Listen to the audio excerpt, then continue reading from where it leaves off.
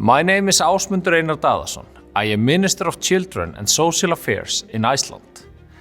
I am pleased to participate in the inaugural Global Forum for Children and Youth and to announce that Iceland has committed to making child participation, consultations and mutual discussions with children a red thread through all of our government structures.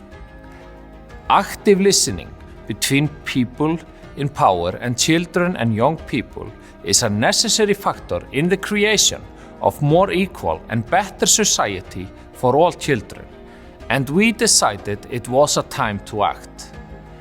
The implementation of our commitment has already started and will be in full effect by 2023.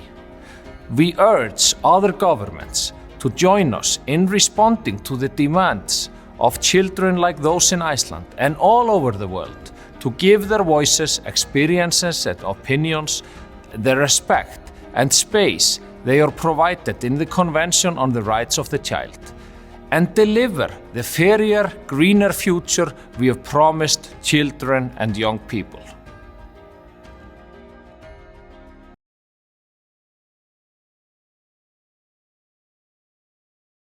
Thank you, Yasin, and thank you, Salome. Madam Executive Director Henrietta, good to see you. Colleagues, it's an honor for Iceland to take part in this group or Friends Community session at the inaugural Global Forum for Children and Youth. Iceland is often considered to be among the countries that have the best living conditions for children. However, we fully recognize that we still have a long way to go. We need to continue working toward gearing services in the interest of children prosperity. A positive step in that direction is Iceland's new welfare system for children, which ensures that children that require integrated services, along with their caregivers, have appropriate unhindered access. This, of course, calls for a substantial increase in the government's investment in services for children and families. And that's certainly what it is, an investment. And a good investment, I might add, both from a child's rights standpoint as well as from an economic perspective. Developing policy plans for children requires us to listen to children and react to the demands.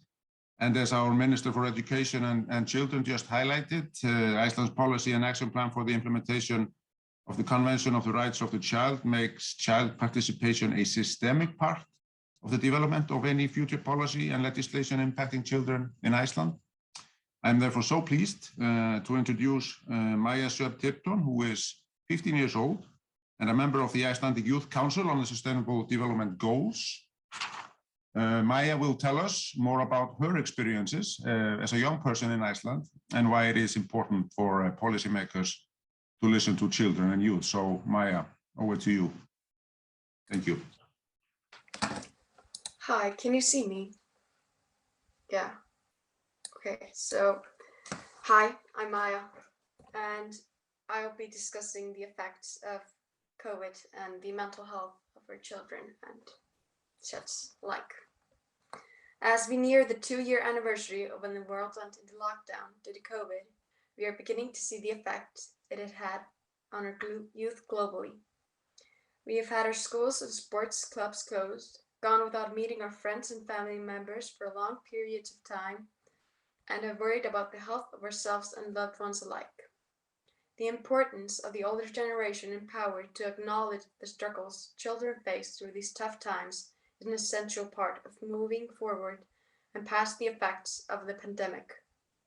Our voices need to be heard and, more importantly, listened to. We are the next generation that will be in decision-making positions, and if we are going to achieve such great things as solving global warming, curing deadly diseases, or be the better version of our parents, we need the support of adults and for them to acknowledge the struggles children face in the new world and flaws caused by this pandemic.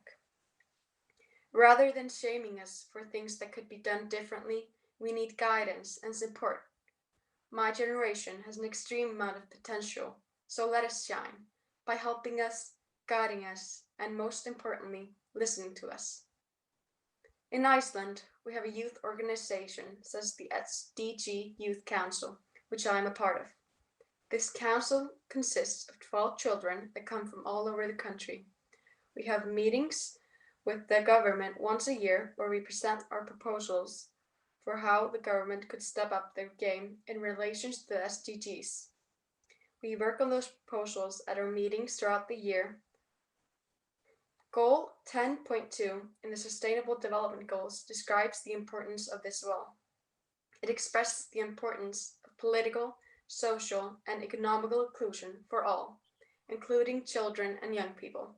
Thank you.